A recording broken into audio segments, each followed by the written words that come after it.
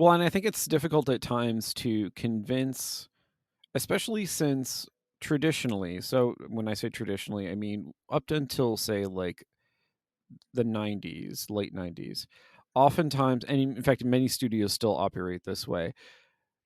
Design in large studios is often done in these sort of like siloed, like sequestered, compartmentalized ways, in which like everyone feels as if they're sort of working on a module or a component, and that at some point those components will be like put together, they will be compiled in the way that say like software is often compiled, and that hopefully there won't be too many bugs, and if there are bugs then we'll go back and fix them. But I think what you and I were trying to identify in our Kingdom Hearts episode, or Kingdom Hearts 2 episode technically, is that there was this period in the 2000s when it seemed like studios were shifting, especially large like AAA studios, were shifting towards a model of understanding game design that was more syncretic, that was more sort of complementary, where all of those things had to be fully integrated even at the design stage. In other words, integration isn't something you do after the fact and then fix whatever doesn't work, but like thinking fundamentally about integration. And actually that's why I really loved that definition that you provided, because when you can't think of world building just as like what is sort of like the story background for all of this stuff, it is a fully conceptualized system for thinking about how like all of those individual teams are now going to approach their particular work. Because engineers are still going to do engineer stuff, artists are still going to do art stuff, riggers are going to riggers gonna rig, artists gonna art. Like everybody's gonna do their appointed Yeah. task, but they're going to understand that it needs to exist within, like, rather than just like putting something together and then throwing it into the tub or the And stew that's that is where game. Yeah, exactly. That's yeah, where games break down for me. And I say games for me, but when I say games, I don't mean the games industry. I mean the game itself breaks down when you can tell that the people who are working on it were siloed, who were not talking to each other, were not yeah, realizing that their pieces were part of a greater whole. And even if the game does come together and a part of it works really, really well, honestly, when those places do work well, it's because there were a collaborative effort. The scenario Nicholas is describing, where games are siloed and players and people are just not working on these individual, or like aren't working on a project as they are like working all together, like those are larger studios where people do feel incredibly siloed and they all are working on small areas. But those areas, say of like an Assassin's Creed title, right? An Assassin's Creed, I don't know, 15 now, that's going to come out later this year. yeah. I literally, like, I am actually, I wish I could be incredibly excited for it. It's only because I haven't watched all the trailers yet, but then I will be, because I'm always excited for Assassin's Creed. Is that, yeah, they're a huge team, but they actually have strike teams that are multidisciplinary, that do have a lot of people. So usually a rigger, an animator, an artist, a level designer, right? Maybe a systems designer or a designer, right? And they're Yeah. all working together to make a feature feel really well. It's not just one engineer crafting some awesome drinking game for Assassin's Creed Valhalla. It's like a whole mini team of people. And I think that's how games are made. Games, really great games, is I guess what I should say, are made collaboratively, right? And when it comes to these long running series, like, right, Assassin's Creed, like, I think what we're actually going to talk about is more closer to Final Fantasy and Warcraft, Yeah. keeping in our Kingdom Hearts 2 vein. Yeah. It's very interesting to see how these systems can be so persistent and mechanized and yet still functionally work really well, right, in some of the other properties that are maybe in a completely different world. Yeah. And in many ways, that's kind of why I wanted to start with Final Fantasy, because Warcraft is almost a little too easy, because the Warcraft games follow a fairly like clear storyline throughout them. Whereas the Final Fantasy games, like technically they're supposed to all be distinct from one another. And yet there is a very clear like gameplay. There are a lot of through lines through the Final Fantasy games, such There's that like you a know when clear you're playing one. multiverse almost. Yeah, Yeah, you know right? when you're playing one. And it's a little bit different because instead of the through line being story, the through line is things like the various like classes and jobs that you see that recur throughout the like the job system that was introduced in I think it's either Final Fantasy 4 or 5, but the way in which it keeps getting reiterated upon.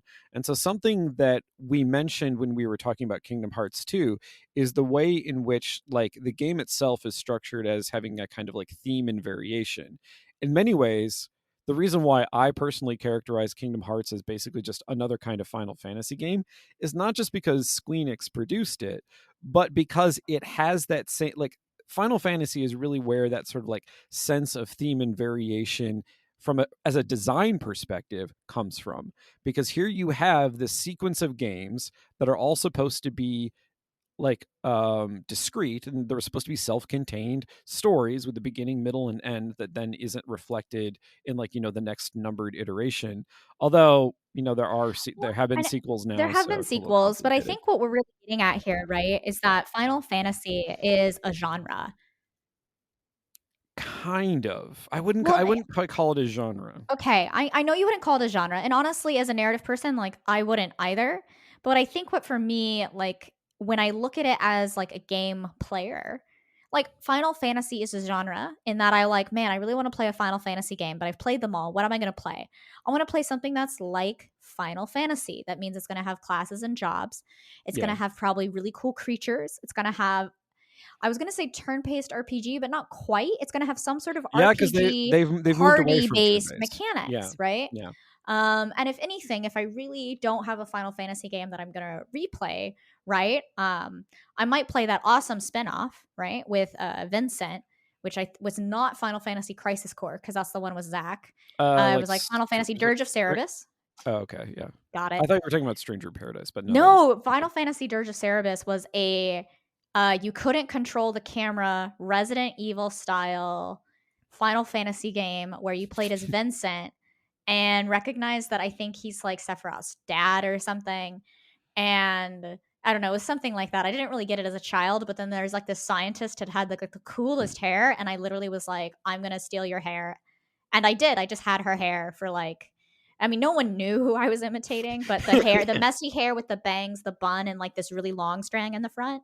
Yeah. That was my high school. Was this scientist Sephiroth's mom person?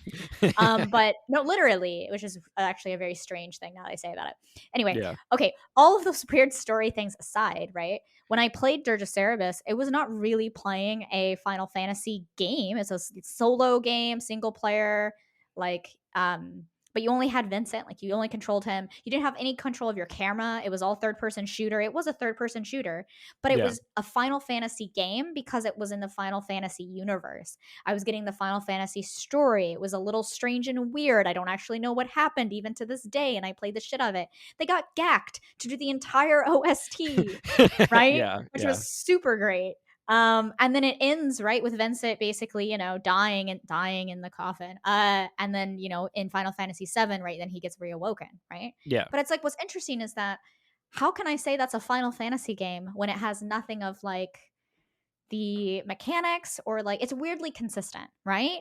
Yeah, well, because it's not always the same through line. It's like they have multiple through lines that are can I'm going to use the word contiguous, which means they're sort of like they're connected, but they can have breaks. So that's Right. contiguity rather than continuity. And so like Contiguity. Is that a con- real word? yeah, contiguous. Like when something is contiguous, it means it But like exists in a series. contiguity? Yeah, contiguity. Contiguity? Oh my god. Okay, I'm sorry. Continue. This is why I'm the academic. Anyway, the point is that like so, but I mean, the visual style is often consistent. I mean, because like Amano Yoshitaka does a lot of the like concept art for many, many, many, many, many, many different Final Fantasy properties, not just the numbered iterations. And so there is like a kind of consistent aesthetic sense. The like jobs and classes are often reused, but they don't have to be. Like not every Final Fantasy game has the job system. In fact, some of the most popular ones don't have the job system at all. Uh, the like species of various like humanoid figures, like the bunny people, recurring throughout various titles. You have Magitech, comes up, in several of them, but not in all Oh of them. yeah, it And so the thing does. is like if you sort of like laid out these several through lines and then like the various titles that they correspond to, you would almost seem a kind of like patchwork and sort of like a bounce between like, well, this one is connected to this one via, say, like, the inclusion of like the various species, but it's not connected in terms of gameplay. But these are connected in terms of gameplay. These ones are connected in terms of jobs. So it forms this sort of like very intricate web of relationships such that the vibe of Final Fantasy Yeah. is always present, even when like, you can play the original Final Fantasy and you can play what when Final Fantasy 16 when it comes out, and like those are completely different games. Right, but the contiguity is actually really important for me because Final Fantasy, if you will, is almost creating its right parallel universes and Yeah. multiverses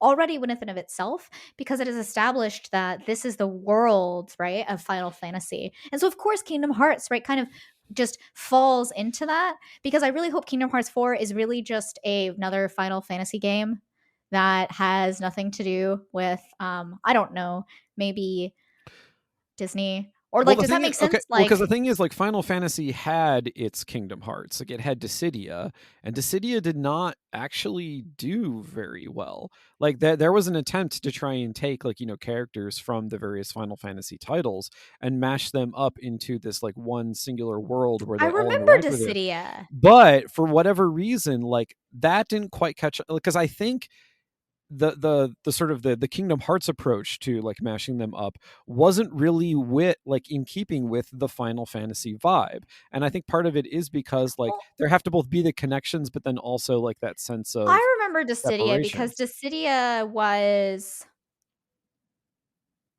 I thought Dissidia was more of, like, Super Smash Brothers because it's like a fighting game. It So is, it's but it has a narrative structure. I mean, it's not like Kingdom Hearts in like the way in which like gameplay works. But what I'm saying is that it's similar in terms of like sort of the mashup idea. Yeah, I mean you're right. It is kind of like multiverses for Final it is Fantasy. kind of like multiverses for it. But I think that's the thing is that, like, it didn't work because or it probably didn't work, like, I don't know. I actually haven't played Dissidia, I will say that.